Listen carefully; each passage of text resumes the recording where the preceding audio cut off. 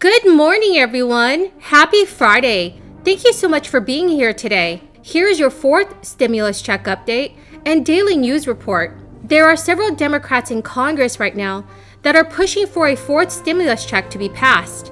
But while we are waiting for Congress to officially pass the next spending bill, millions of Americans will begin to receive a small monthly stimulus payment, thanks to a new bill that was just recently signed.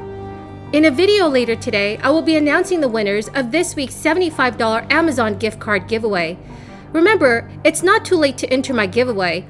All you have to do is subscribe to my channel, like this video, and also leave a comment below. Thank you so much, everyone. So for the third round of stimulus checks, the Internal Revenue Service issued more than 169 million payments. The most recent batch of payments went out to another 2.3 million people. But many lawmakers are pushing for a fourth round of stimulus aid that would effectively send recurring payments until this crisis is over.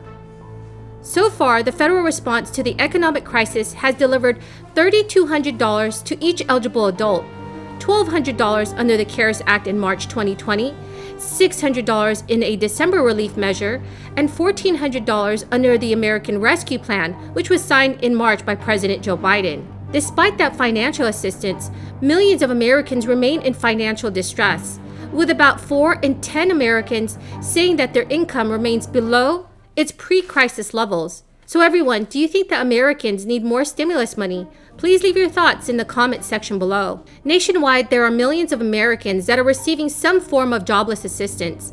The unemployment rate is still much higher than its pre-crisis level. And while businesses are hiring, there are still nearly millions of fewer people that are on payrolls today than before the crisis. According to census survey data from mid-June, just on the EO that the president is about to sign, we've seen some of the business groups that, while not often the allies of Democrats, have been, especially around the infrastructure deal, groups like the Chamber of Commerce, expressing concern that government is just kind of inserting itself too much into business dealings. National Association of Manufacturers saying their solutions in search of a problem and threaten to undo progress by undermining free markets that are premised on the false notion our workers are not positioned for success. And more broadly, are you just concerned about the reaction coming from industry that they will try to push back on this, that there will likely be lawsuits and all kinds of other things that could bog down this? And how are you planning to respond to all of that? Well, there may be, but I think the role and the president's role is to focus on what's in the interest of American consumers. And his view is that when you have a lack of competition that's driving up prices for consumers, driving down wages for workers, a lack of competition that is costing the median American household $5,000 per year, that as the President of the United States, somebody who represents middle-class Americans across the country, he has a responsibility to act. We understand some may be opposed to that, and that's okay. It's a free country. Go ahead. Go ahead very quickly, Brian. Thank you. The follow-up to that is, you said in the statement today that he's going to take decisive action against consolidation in a lot of industries. Does that include the media industry? I mean, we suffer consolidation more than any other. So is your administration going to break up the large media conglomerates? I don't have anything to predict or preview for you on that front. Go ahead. I'm from a large media conglomerate. Okay. Jen, a question. Yeah.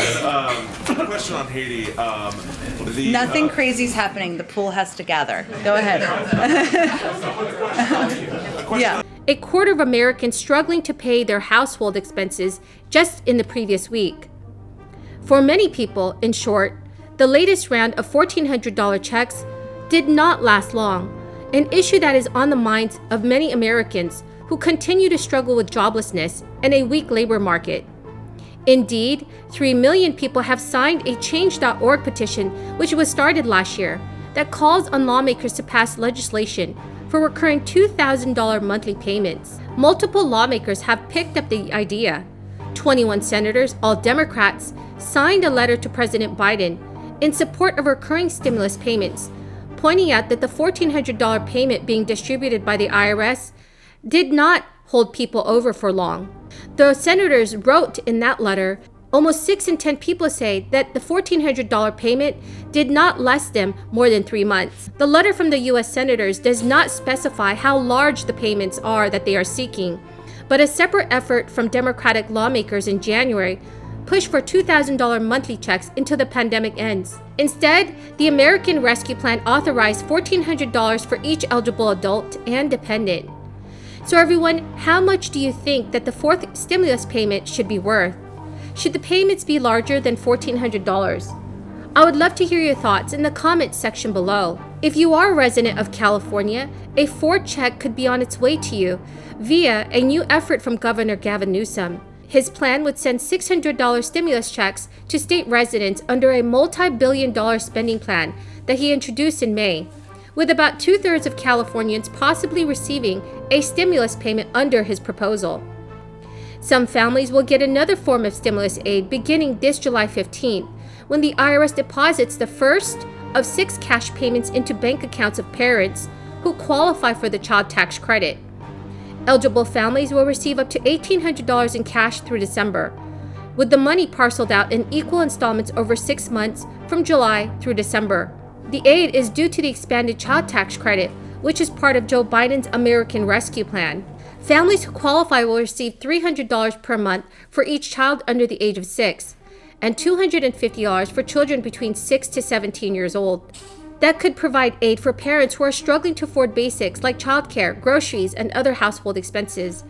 Greg Nassif, the political director of a nonprofit pushing for recurring stimulus payments, told CBS News, "Many people are going to be surprised when the first check comes in. That obviously is going to add to the surge in popularity for the checks." The IRS said it will hold events in 12 cities to help people who do not normally file a federal tax return to register to get the monthly child tax credit payments. The events will be held on July 9 to 10 and operate in cities ranging from Atlanta to Washington, D.C. Families may enjoy more of a tax break in the next coming years if the American Families Plan moves forward. Under that plan, the child tax credits expansion would last through the year 2025, giving families an additional 4 years of bigger tax breaks for children. So everyone, that is the end of the video for this morning. Thank you so much for being here today. I hope you found this video helpful, and in a video later on, I will be announcing the winners of this week's $75 Amazon gift card giveaway. It's not too late to enter my giveaway. All you have to do is subscribe to my channel, like this video, and leave a comment below. Thank you so much everyone, and have a very blessed Friday morning.